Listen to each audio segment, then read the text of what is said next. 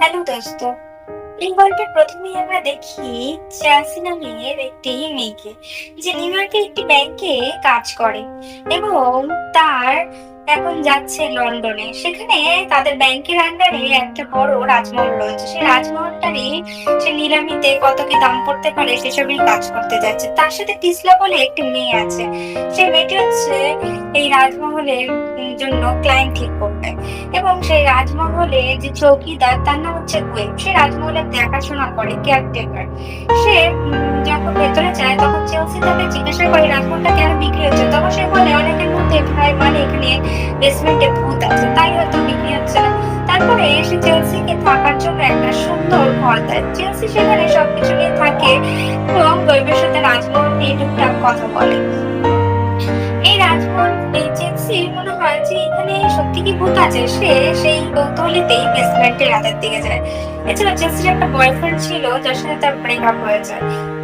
Chelsea একটা বড় বই নিয়ে যায়, যেটি অন্য কিছু দেখে। সে দেখে সেখানে একটা আয়না। সে আয়নাটা সাধারণ না, তার সামনে ঠিক মেঘের মতন যেন কি, তার মধ্যে সে একটা লোককে দেখতে পায়, যেন আগের কোনো পোশাক পরা। সে বলে, এটা তুমি কে? তুমি কি জিনের ভূত?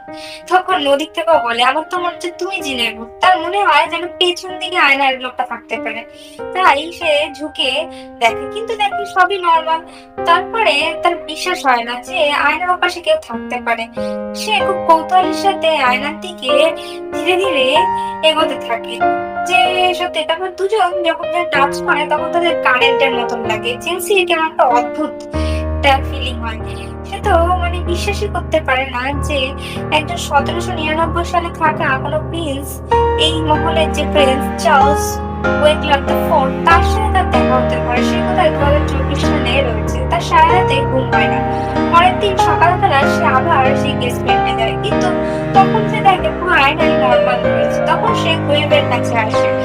ওয়েবের কাছে জিজ্ঞাসা করে যে বেসমেন্টে সত্যি ভূত আছে। ওয়েব বলে যে প্রত্যেক পূর্ণিমাতে আওয়াজ টাওয়াজ হয়, আসলে আজকে না জানি না। পরে চেলসি কৃষ্ণার কাছে জানতে চায় এই রাজমহল সম্পর্কে। তখন কৃষ্ণা বলে, রাজমহল তো বেশ ভালোই ছিল, কিন্তু যখন চার্লস ফোর্থ মারা গেল, তারপরে চার্লস ফিফথের কাছে রাজমহলের ক্ষমতা এলো, তারপর থেকে এর পতন শুরু হয়। তারপরে ব্যাংকের হাতে চলে আসে। এই হচ্ছে। এরপরে দেখি তারা দুজন রাজমহলের আরো অন্যান্য প্রপার্টি গুলো দেখে ফিরে আসে।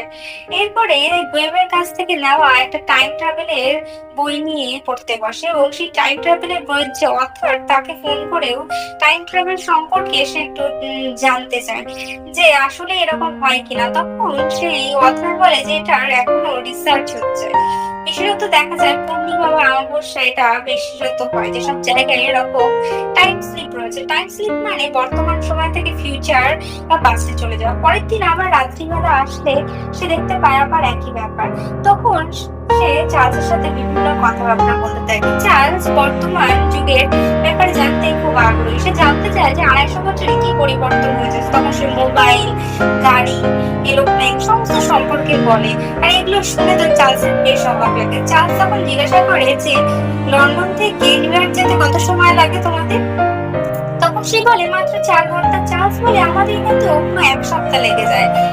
এইরকমই বিভিন্ন ছোটখাটো বিষয় নিয়ে তারা, বর্তমান এবং পাস্টের বিষয় নিয়ে তারা কথা বলতে থাকে, দুজন দুজনের ব্যাপারে আরো বেশি করে জানতে থাকে।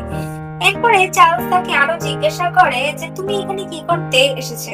তখন সে তাকে বলে যে আমি এখানে এসেছি আসলে এই মহলটা বিক্রি হবে সেই ব্যাপারেই কাজ করতে। তারপরে চার্লস তাকে কিছু কুকিজ খাওয়ার জন্য অফার করে, কিন্তু সেই কুকিজের নাট থাকায়, যেহেতু তার নাটসে অ্যালার্জি, এটাতে শ্বাস রোধ হয়ে যাওয়ার অবস্থা দেখা দেয়। তখন চার্লস সেই আয়না থেকে বেরিয়ে চলে আসে, এবং চার্লস সে বলে যে একটা ব্যাগ আছে। সে ব্যাগটা নিয়ে আসে কিচেন থেকে, এবং তারপর সেখান থেকে একটা ইঞ্জেকশন নেয়, এবং তারা সেখানে রাত্রেবেলা শুয়ে পড়ে, দুজনেই শুয়ে পড়ে। যখন চোখ খুলে তখন দেখে আয়নাটা আবার নর্মাল হয়ে গেছে। এরপরে এসে চার্লসকে ঘরের মধ্যে নিয়ে আসে, যেহেতু চার্লস এখন ফিরে যেতে পারবে না রাতের আগে।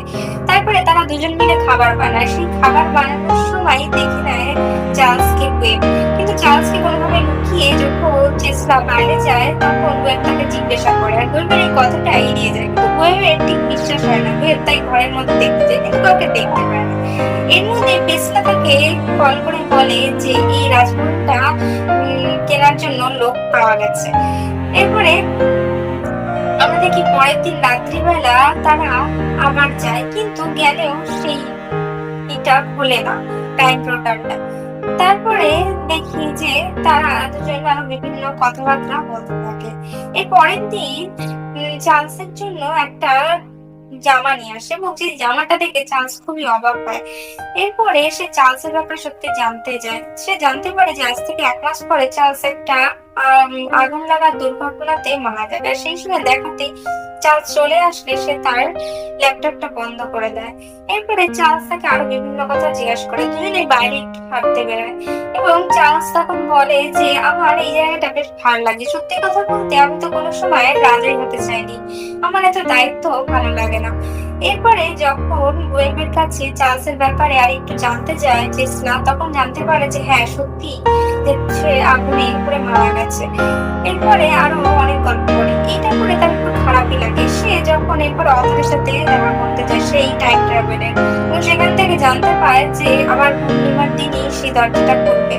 এরপরে সেই রাজমহল যে কিনবে সেই ক্লায়েন্ট আসবে, সেখান থেকে লুকিয়ে চার্লস বেরিয়ে পড়ে। বাইরে পড়লে গোয়েবের সাথে দেখা। গোয়েব বলে, ও তুমি তার মানে জেসনার বয়ফ্রেন্ড, বলো তোমাকে লুকিয়ে এখানে এনেছে, আর যাতে তার মালিক না জানতে পারে তার জন্য লুকিয়ে রেখেছে। ও ঠিক আছে, আমি তোমার কিছু বলবো, তোমার থাকো। এবার সে তাকে রুমে নিয়ে আসে। চার্লস ওয়েবের গেম ভিডিও গেম দেখে বেশ অবাক হয় এবং গাড়ি দেখেও সে খুব অবাক হয়।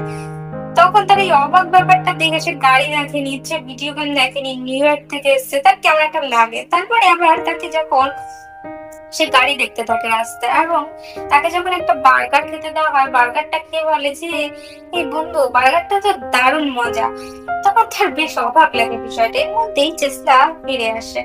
ফিরে আসলে পরে সে কথা বলে এবং জানতে পারে যে এই রাজমহলটা গুড়িয়ে দেবে যে ক্লায়েন্ট কিনবে। এই ব্যাপারটা খুব কষ্ট লাগে চার্লসের। চার্লস বলে এই রাজমহলে কত স্মৃতি, আমার পরিবারের সব স্মৃতি। কিন্তু চেষ্টা বলে যে আমার কিছুই করার নেই, আমি শুধু কাজ করছি ব্যাংকের তরফ থেকে, আর আমার কাছে তো অত টাকাও নেই রাজমহলকে আমি বাঁচাবো। তারপরে পরের দিন তারা যখন আবার কথা বলে, তারপরে তারা সিদ্ধান্ত নেয় যে আর্কিওলজিক্যাল ডিপার্টমেন্টে যাবে। সেখানে গিয়ে যখন কথা বলে তখন বলে যে আমেরিকাতে এরকম 250 বছর পুরনো রাজমহল না থাকলে ইংল্যান্ডে অনেক আছে, তাই এটাকে আমরা হেরিটেজ হিসেবে বাঁচতে পারবো না। তারপরে তারা দুঃখে বাড়ি ফিরে আসে। কিন্তু জেসলার এই যে প্রচেষ্টা দেখে চার্লস বেশ খুশি হয় যে সে তাও তো চেষ্টা করছে।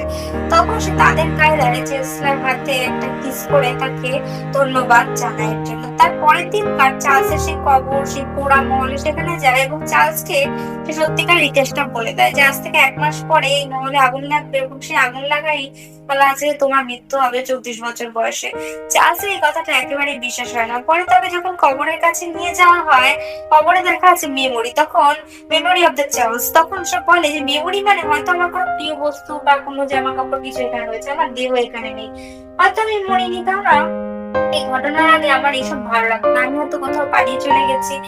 তখন চেষ্টা মনে হয় যে হ্যাঁ এটা হতেই পারে, কিন্তু আমার তো মনে হয় আমার নাও হতে পারে, সে কিভাবেই বা জানবে।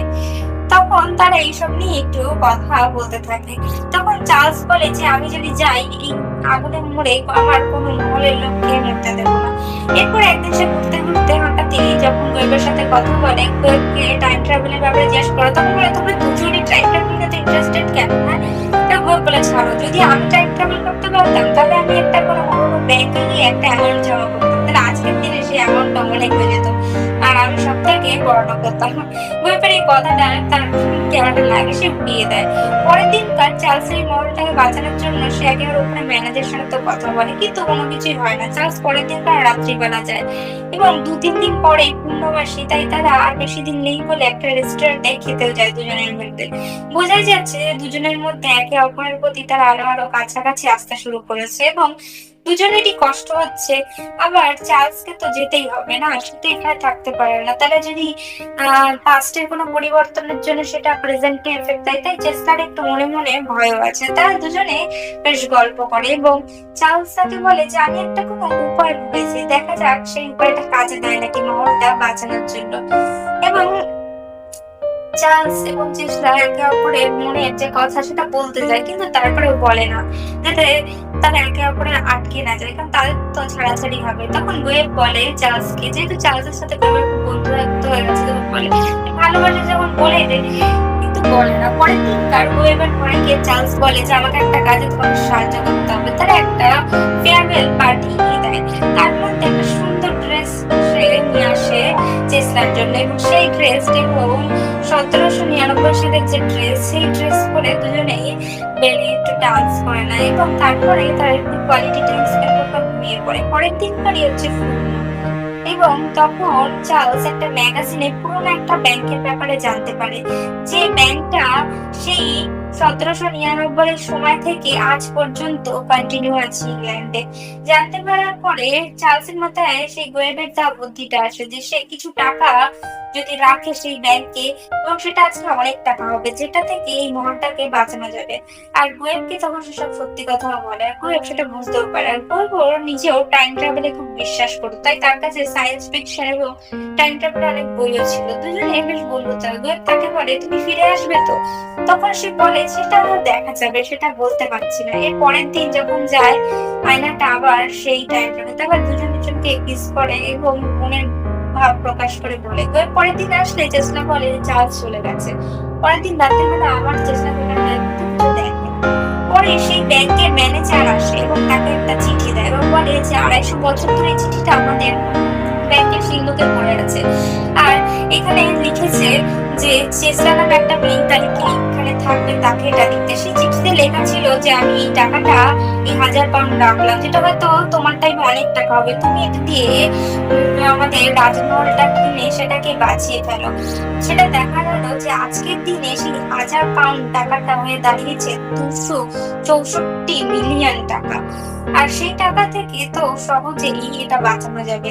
আর ব্যাংকের ম্যানেজার অবাক যে কিভাবে 250 বছর আগে একজন রাজা জানতে পারলো যে সত্যি চেসলা নামে কেউ থাকতে পারে। চেসলা আগের ক্লায়েন্টের থেকে অনেক বেশি টাকায় ভলটা কিনে নেয়। পিছলা এটাই বেশ অবাক হয়, এত টাকা তার কাছে আসলো কি করে। পরের দিন পরের 15 রাশিতে আবার গিয়ে ওখানে বসে থাকে, কিন্তু কাউকে দেখতে পায় না। পরে রাত্রে যখন সে শুয়ে পড়ে, সেখানে হঠাৎ করে চার্লস আসে। সে নিচে নামে এবং চার্লস বলে যে আমি আগুনের মহলে আর যারা পোড়া ছিল তাদেরকে বাঁচিয়েছি, কাউকে মরতে দিইনি আগুনে, এবং তারপরে মাকে দেখে তোমার কাছে চলে এসেছি। আর আমার হাতের এই চোখটা, আমি ওই আয়নাটাকে ভেঙে ফেলেছি, কারণ আমি আর ফিরে যেতে চাই না। আমি মোটেও রাজা বা হয়ে থাকতে চাই না। আমার তোমার সাথে থাকার এই সময়টাই খুব পছন্দ। এরপরে তারা একে অপরের কাছে নিজেদের মনের ভাব প্রকাশ করে এবং তারা বিয়ে করে নেয় এবং মহলটাকে বাঁচিয়ে নেয় এবং গরিবের সাহায্য নিয়ে সেটাকে রিনিউ করে। এরপর তারা সুখ শান্তিতে থাকতে থাকে। কেমন লাগলো আমার এই গল্পটা কমেন্টে জানাবেন এবং আমার চ্যানেলটি সাবস্ক্রাইব করবেন, তাহলে আরো উৎসাহ পাবো বানাতে। থ্যাংক ইউ পুরো ভিডিওটা দেখার জন্য।